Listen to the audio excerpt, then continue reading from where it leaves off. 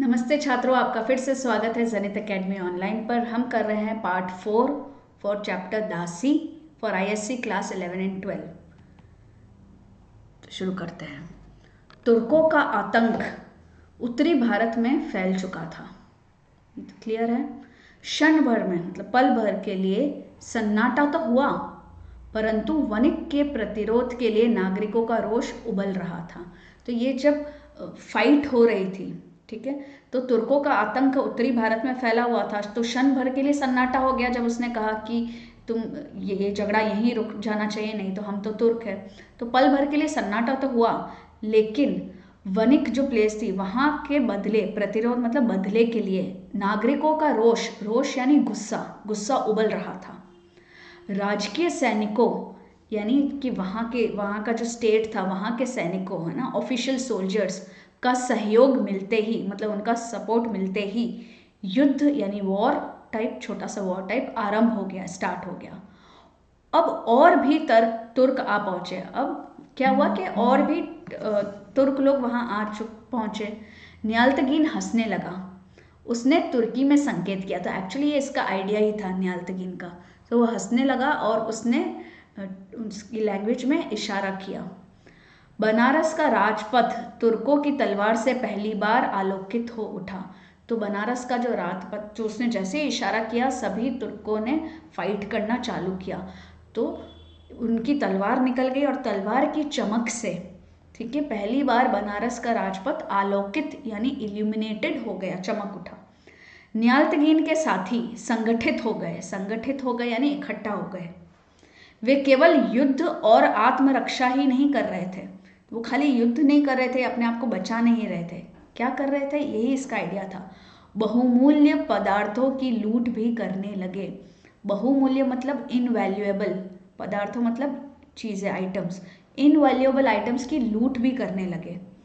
बलराज स्तब्ध था। बलराज मोशनलेस हो गया या स्टूपिफाइड हो गया कि ये क्या हो गया। वह जैसे एक स्वप्न देख रहा था, एक सपना देख रहा था। अकस्मात, अचानक उसके कानों में एक परिचित स्वर सुनाई पड़ा। एक परिचित स्वर मतलब जानी पहचानी आवाज। एक जानी पहचानी आवाज उसके कानों पर पड़ी। उसने घूम कर देखा। जौहरी के गले पर तलवार पड़ा ही चाहती है और इरावती इन्हें छोड़ दो, ना मारो कहती हुई तलवार के सामने आ गई। तो उसको एक जानी पहचानी आवाज सुनाई दी। किसी टर्किश आदमी ने जौहरी के गले पर तलवार बस चलाने ही वाला था कि इरावती की आवाज आई। इरावती ने कहा, इन्हें छोड़ दो, ना मारो कहते हुए इरावती तलवार के सामने आ गई। तो अब ये पॉइंट है बच्चों जहां पे उसको फिर से इरावती मिली, राइट, बलराज को। बलराज ने कहा, ठहरो न्याल्तगीन। तो बलराज ने जैसे इसको देखा कि अरे इरावती आ गई, तो उसने न्याल्तगीन को रुकने को कहा, ठहरो न्याल्तगीन। तो दूसरे ही पल न्याल्तगीन की कलाई बलराज की मुट्ठी में थी। तो बलराज ने जैसे ही अपनी प्रियतमा को देखा, न्याल्तगीन को रुकने को कहा और दूसरे ही पल न्याल्तगीन की कलाई को बलराज ने अपनी मुट्ठी में ले लिया, उसको रोक दिया। और न्याल्तगीन को गुस्सा आ गया। न्याल्तगीन ने कहा, धोखेबाज, काफिर। काफिर कौन होता है बच्चों? जो मानने वाला नहीं हो। जैसे मोस्टली काफिर वर्ड यूज किया जाता है रिलीजन के मामले में, है ना, कि आप अगर किसी रिलीजन को नहीं मानते हो तो आप काफिर होते हो। तो बोलता है, धोखेबाज, काफिर, यह क्या? कई तुर्क पास आ गए, ठीक है। फिरोजा का भी मुख तमतमा गया था। फिरोजा को भी गुस्सा आ गया कि इसने क्यों ऐसा रोक दिया इनको, है ना। बलराज ने सबल यानी बलवान होने पर भी बड़ी दीनता यानी ह्यूमिलिटी के साथ कहा, फिरोजा, यही इरावती है ना।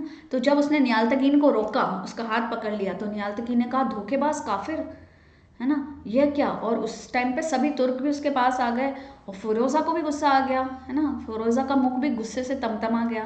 तब बलराज ने, इवन इफ वो बलवान था, उसने पकड़ा हुआ था हाथ, फिर भी बहुत ही ह्यूमिलिटी के साथ उसने फिरोजा को कहा, फिरोजा, यही इरावती है। तो फिरोजा को पता चल गया, अरे ये वही उसकी प्रियतमा है। तो फिरोजा हंसने लगी। इरावती को पकड़कर उसने कहा, न्याल्तगीन, बलराज को इसके साथ लेकर मैं चलती हूं, तुम आना, और इस जौहरी से तुम्हारा नुकसान ना हो तो ना मारो। देखो बहुत से घुड़सवार आ रहे हैं, हम सबों का चलना ही अच्छा है। तो अब क्योंकि फिरोज़ा नियालतगीन को अहमद से प्यार करती थी और अहमद भी उसको प्यार करता था, ऐसा शुरुआत में हमें पता चला, तो वो बोलती है कि नियालतगीन, मैं बलराज को इसके साथ यानी इरावती के साथ लेकर चलती हूँ, तुम पीछे से आ जाओ, और अगर इस जौहरी ने तुम्हारा कुछ बिगाड़ा नहीं हो तो उसको प्लीज़ मत मारो, और देखो बहुत सारे दूसरे घुड़सवार यहाँ के आ रहे हैं, तो सभी अपन सबका यहाँ से चलना ही अच्छा है।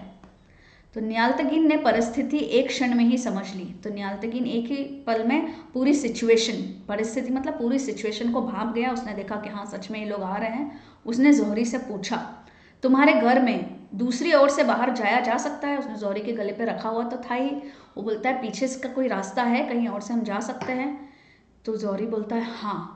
कंपे कंठ से उत्तर मिला, मतलब उसका जो थ्रोट था, कंठ था, वो कांप रहा था डर के मारे, क्योंकि तलवार रखी हुई थी। तो कांपते हुए कंठ से उसने हाँ कहा, उत्तर मिला उसे। अच्छा चलो, तुम्हारी जान बच रही है, मैं इरावती को ले जाता हूँ। ठीक है, वो बोलता अच्छा तुम्हारी जान बच रही है, इरावती को मैं ले जाता हूँ।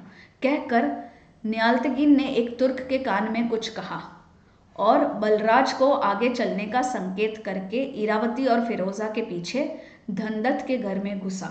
ठीक है, तो वो उसने कहा ठीक है तुम्हारी जान बच गई, एक तुर्क के कान में उसने कुछ कहा और बलराज को आगे जाने का इशारा किया।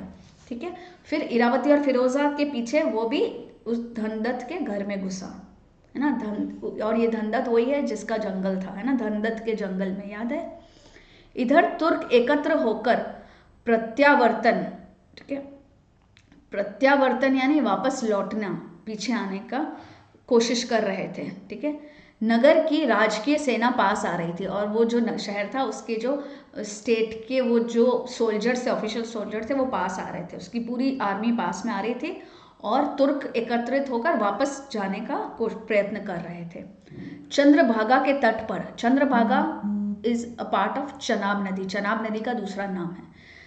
चंद्रभागा के तट पर यानी उसके किनारों पर शिविरों की एक श्रेणी थी। शिविरों मतलब खेमे या पड़ाव या टेंट्स। ठीक है, सैनिक का जहाँ पे सोल्जर्स रहते का पड़ाव होता है ना, उसे खेमे या टेंट्स या शिविर कहते हैं। तो एक लंबी कतार थी, श्रेणी थी मतलब पूरी लाइन से लगे हुए थे।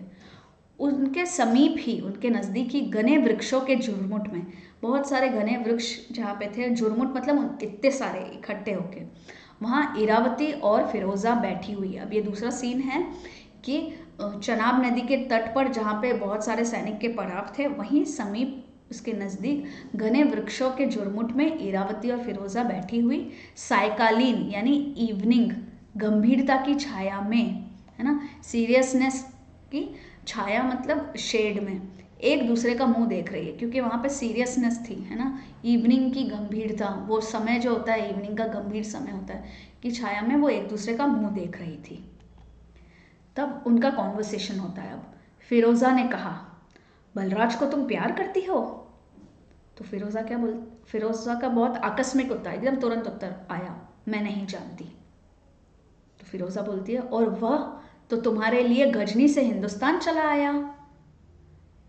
तो फिर से इरावती कह रही है, तो क्यों आने दिया, वहीं रोक लेती। अब फिरोज़ा बोलती है, तुमको क्या हो गया है? तो वो कहती है, मैं नहीं रही, मतलब मैं जैसे मैं थी पहले, मैं वो नहीं रही, मैं हूँ दासी, कुछ धातु के टुकड़ों पर बिकी हुई, मतलब कुछ मेटल के टुकड़ों पर बिकी हुई, हार्ड मांस का समूह। हार्ड मांस का समूह मतलब हड्डियाँ और मसल्स का एक सिर्फ शरीर है मेरा, ठीक है, का एक जो इकट्ठा किया, वो हार्ड और मांस का कलेक्शन हूँ मैं, जिसके भीतर एक सूखा हृदय पिंड है। मतलब एक हार्ड मांस का एक समूह हूँ, हड्डियों और मसल्स का एक समूह सा रह गई हूँ बस मैं, और जिसके अंदर हृदय पिंड मतलब हृदय का एक सिर्फ टुकड़ा है, हृदय का एक ठोस टुकड़ा है और कुछ नहीं है। ईरा, वो उसको बोलती, ईरा वह मर जाएगा, पागल हो जाएगा। तो फिरोज़ा बोलती है, और मैं क्या हो जाऊं फिरोज़ा? अच्छा होता तुम भी मर जाती, तीखेपन से फिरोज़ा ने कहा। इरावती चौंक उठी। उसने कहा, बलराज ने वह भी ना होने दिया। तो इरावती भी चौंक उठी कि ये कैसे बोल रही है कि तुम भी मर जाती। तो वो बोल रही है, बलराज ने वह भी नहीं होने दिया, बलराज ने मुझे मरने भी नहीं दिया। उस दिन नियालतगीन की तलवार ने यही कर दिया होता ठीक है। तो बोलती है उस दिन न्यालतगीन ने वैसे ही जौहरी के यहाँ पे रखी हुई थी और बलराज ने रोक दिया, नहीं तो न्यालतगीन ने मुझे मार ही दिया होता, तो मैं भी बलराज ने मुझे मरने भी नहीं दिया, यूँ कह रही। किंतु मनुष्य बड़ा स्वार्थी है, यानी बहुत मतलबी है। अपने सुख की आशा में वो कितनों को दुखी बनाया करता है। वो कह रही है मनुष्य बहुत स्वार्थी है, वो अपने सुख की आशा में बहुत से लोगों को दुखी कर देता है। मेरा जीना ही मेरे लिए दुख है। अपनी साध यानी अभिलाषा पूरी करने में दूसरों की आवश्यकता ठुकरा दी जाती है। मतलब उसकी एस्पिरेशंस थी कि वो पैसा कमाए, बाहर लड़ाई करे, जाए वहाँ से पैसा कमा के लाए, लेकिन उसकी अभिलाषा में, है ना, उसकी साध में, साध को पूरी करने के लिए उसने मेरी आवश्यकता को ठुकरा दिया, दूसरों की आवश्यकता ठुकरा दी जाती है। तुम ठीक कह रही हो फिरोज़ा, मुझे मर ही जाना चाहिए था, वैसा बोलने वाली थी। तो फिर से फिरोज़ा कहती है, ठहरो इरा, तुमने मन को कड़वा बनाकर मेरी बात सुनी है। मतलब तुम्हारे मन में कड़वाहट है और उसी तरीके से तुम सुन रही हो मेरी बात, उतनी ही तेज़ी से उसे बाहर कर देना चाहती हो। तो जितनी तेज़ी से तुमने मेरी बात सुनी उतनी तेज़ी से उसको बाहर कर देना चाहती हो। कम से कम तुम सुनो, समझो मैं क्या कह रही हूँ। तो ये उनका कॉन्वर्सेशन हो रहा है। तो फिर से इरावती कहती है, मेरे दुखी होने पर जो मेरे साथ रोने आता है उससे मैं अपना मित्र नहीं जान सकती फिरोज़ा। तो वो फिरोज़ा को ही कह रही है कि मेरे दुखी होने पर जो मेरे साथ रोने आता है, जैसे कि तुम, मैं उसे अपना मित्र नहीं मान सकती फिरोज़ा। मैं तो देखूंगी कि वह मेरे दुख को कितना कम कर सकता है ना। तो ये सिर्फ मेरे दुख में दुखी हो रहा है अभी बलराज, मैं तो ये देखूंगी कि वो मेरे दुख को कितना कम कर सकता है। मुझे दुख सहने के लिए जो छोड़ जाता है केवल अपने अभिमान और आकांक्षा की तुष्टि के लिए, मेरे दुख में हाथ बटाने का जिसका साहस नहीं, जो मेरी परिस्थिति में साथी नहीं बन सकता, जो पहले अमीर बनना चाहता है फिर अपने प्रेम का दान करना चाहता है, वो मुझसे हृदय मांगे, इससे बढ़कर दुष्टता यानी निर्जलता और क्या होगी। तो वो अब अपने मन का रोष गुस्सा बता रही है कि वो अब मेरे दुख में दुखी होने आया है वो इंसान, है ना। मैं उसे अपना मित्र नहीं मान सकती। मैं तो ये देखूंगी कि वह मेरे दुख को कितना कम कर सकता है ना। उसने मुझे दुख सहने के लिए छोड़ दिया केवल अपने अभिमान और आकांक्षा की तुष्टि यानी आकांक्षा की संतुष्टि या प्रसन्नता के लिए, है ना। उसने मुझे दुख सहने के लिए पीछे छोड़ दिया, मुझे छोड़ के चला गया। मेरे दुख में हाथ बटाने का जिसका साहस नहीं, मेरे दुख में हाथ बटाने का उसका साहस नहीं था कि उस वक्त रुक के मेरा दुख बांटता, जो मेरी परिस्थिति, मेरी सिचुएशन में मेरा साथी नहीं बन सकता, जो पहले अमीर बनना चाहता है और फिर अपने प्रेम का दान करना चाहता है, वह मुझसे हृदय मांगे, इससे बढ़कर निर्जलता और क्या होगी। तो अब फिरोज़ा कहती है, मैं तुम्हारी बहुत सी बातें समझ नहीं सकी, लेकिन मैं इतना तो कहूँगी कि दुखों ने तुम्हारे जीवन की कोमलता छीन ली है। वो बोल रही मैं बहुत सारी तुम्हारी बातें नहीं समझ सकी क्योंकि उसको सभी चीज़ें नहीं पता थी ना। तो बोलती लेकिन मुझे इतना ज़रूर समझ में आ गया है कि तुम्हारे जीवन में इतने दुख पड़े कि तुम्हारे जीवन की या दिल की जो सॉफ्टनेस थी, जो कोमलता थी, वो छीन ली गई है। फिरोज़ा, मैं तुमसे बहस नहीं करना चाहती। तुमने मेरा प्राण बचाया है, तुमने मेरी ज़िंदगी बचाई है, सही, किंतु हृदय नहीं बचा सकती। तुमने मेरे प्राण बचाए हैं लेकिन तुम मेरे हृदय, दिल को अब नहीं बचा सकती। उसे अपनी खोज खबर आप ही लेनी पड़ेगी। मेरे दिल को अपनी खोज खबर मतलब खुद ही उसकी देखरेख करनी पड़ेगी। तुम चाहो जो मुझे कह लो, मैं तो समझती हूँ कि मनुष्य दूसरों की दृष्टि में कभी पूर्ण नहीं हो सकता, दूसरों की नज़र में कभी पूरा नहीं हो सकता, पर उसे अपनी दृष्टि आँखों में से तो नहीं ही गिरना चाहिए। तो वो फिर से अपने प्रियतम की बात कर रही है, बलराज की बात कर रही है कि तुम कुछ भी कह लो, मैं तो ये समझती हूँ कि दूसरों की दृष्टि में तो कभी पूर्ण नहीं हो सकता, लेकिन कम से कम अपने खुद की नज़रों में तो नहीं गिरना चाहिए। तो ये जब कॉन्वर्सेशन हो रहा था ना बच्चों, तो फिरोज़ा को लगा कि शायद कोई पीछे है, पीछे बलराज सुन रहा था उनकी बातें। तो फिरोज़ा ने शक यानी संदेह यानी शक, फिरोज़ा ने संदेह से पीछे की ओर देखा। बलराज वृक्ष की आड़ से निकल कर आया। बलराज पेड़ के पीछे छुपा हुआ था, उसकी आड़ लेकर और फिर वो आगे आया। उसने कहा, फिरोज़ा, मैं जब गजनी के किनारे मरना चाहता था तो क्या भूल कर रहा था, अच्छा जाता हूँ।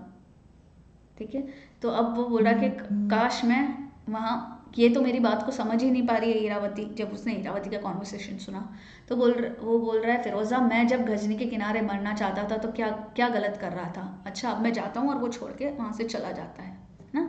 ही moves out of the scene.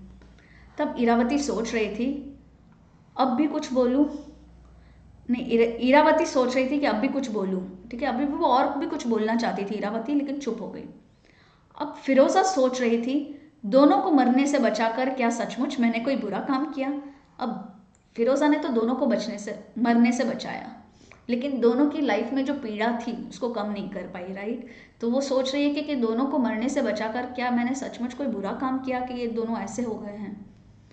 Balraj की ओर किसी ने ना देखा। अब वो दोनों इतने अपने बात में वो हो गए थे कि बलराज की ओर किसी ने नहीं देखा, और वो चला गया, वो वहां से हमेशा के लिए चला गया, निकल गया वो वहां से।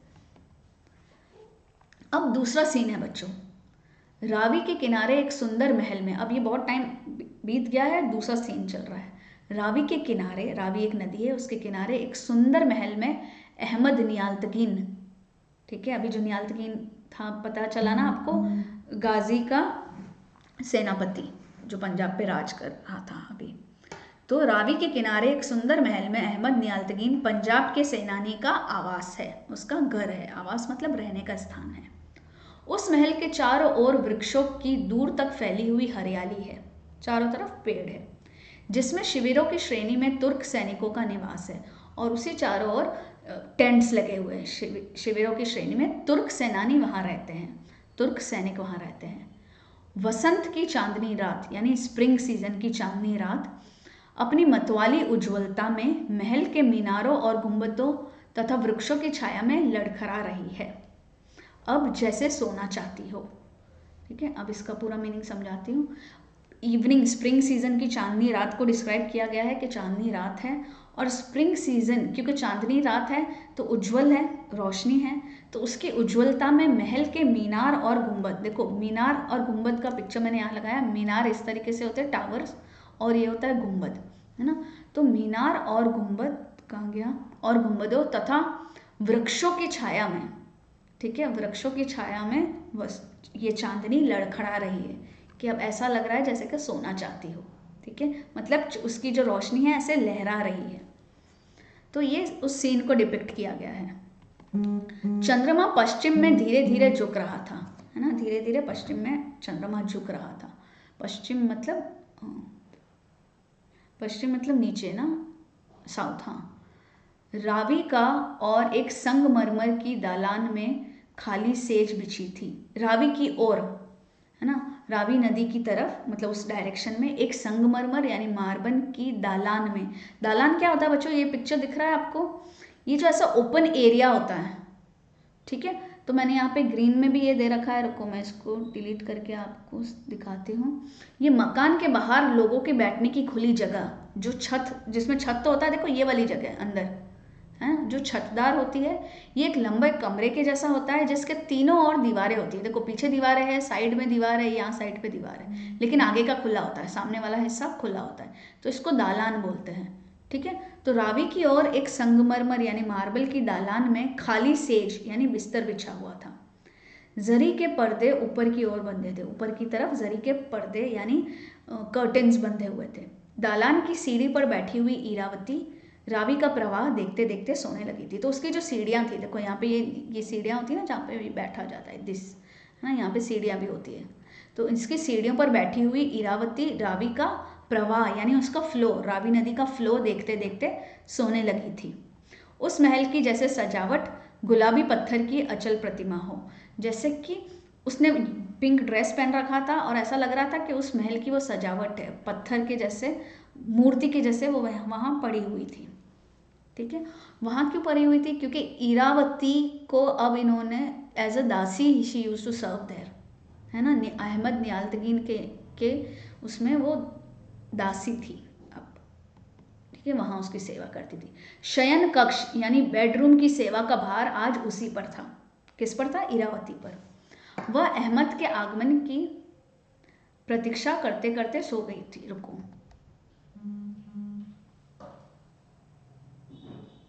हाँ। अहमद इन दिनों गजनी से मिले हुए समाचार के कारण अधिक व्यस्त था। अच्छा, अब यहाँ तक तो हम, सॉरी बच्चों, बात कर रहे हैं इरावती की, कि इरावती ऐसे सीढ़ियों पर सो गई थी क्योंकि वहाँ पे उसका सेवा कार्य, उसका भार था। अरे ठीक है। अब जो अहमद को पसंद करती थी, कौन है वो? फिरोज़ा। अब फिरोज़ा अहमद के आने की, आगमन की प्रतीक्षा यानी वेट करते करते सो गई थी। अहमद के बारे में बता रहे हैं कि इन दिनों अहमद का क्या सीन चल रहा है। अहमद इन दिनों गजनी से मिले हुए समाचार, गजनी से जो समाचार आ रहे थे उसके कारण अधिक व्यस्त था, बिजी था। सुल्तान का के रोष, रोष मतलब गुस्से का समाचार उसे मिल चुका था, है ना, क्योंकि ये क्या कर रहा था, ये सब जगह लूट मचा रहा था, सुल्तान से गुस्सा थे। वह फिरोज़ा से छिपाकर, फिरोज़ा से छुपकर अपने अंतरंग साथियों से, मतलब उसके जो इंटरनल साथी थे, जो उसके विश्वासी साथी थे, उनसे, जिस पर उसे विश्वास था, निस्तब्ध रात्रि में मंत्रणा करता था। मतलब चुपचाप रात में वो क्या करता था? मंत्रणा करता था, कॉन्फ्रेंस करता था या काउंसिल करता था, मतलब उनके साथ बैठ के वो बातें करता था। पंजाब का स्वतंत्र शासक बनने की अभिलाषा उसके मन में जग गई थी। उसके मन में क्या इच्छा हो गई थी? वो बहुत ग्रीडी हो गया था। उसके मन में इच्छा थी कि मैं पंजाब का इंडिपेंडेंट राजा बन जाऊं, है ना। इसीलिए वो कुछ ऐसी चीज़ें कर रहा था जो कि सुल्तान के कानों में पड़ गई थी, और सुल्तान के गुस्से का समाचार भी उसको मिल गया था। इसलिए वो बहुत ये सब चीज़ों में बिजी हो गया था। फिरोज़ा ने उसे मना किया था, है ना, क्योंकि फिरोज़ा तो काइंड हार्टेड थी, उसने उसको मना किया था। किंतु एक साधारण तुर्क दासी के विचार, एक साधारण तुर्क दासी के विचार राजकीय कामों में कितने मूल्य के हैं, मतलब उनकी कोई वैल्यू ही नहीं है ये कामों में, राजकीय कामों में, स्टेट के कामों में। इससे वह अपनी महत्वाकांक्षा की दृष्टि से परखता था। लेकिन ये जो चीज़ें हैं वो उसको किस दृष्टि से देखता था?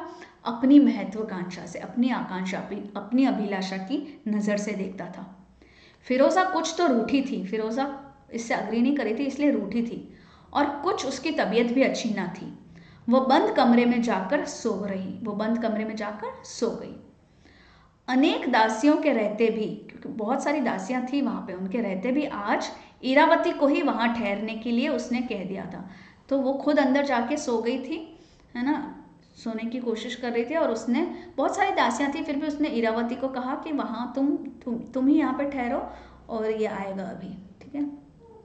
So this was end of part 4. Please subscribe and tap on the bell icon so that you receive the notification of the last part of this chapter, and do share it with your friends and study full ISC 11th and 12th from this channel. Thank you.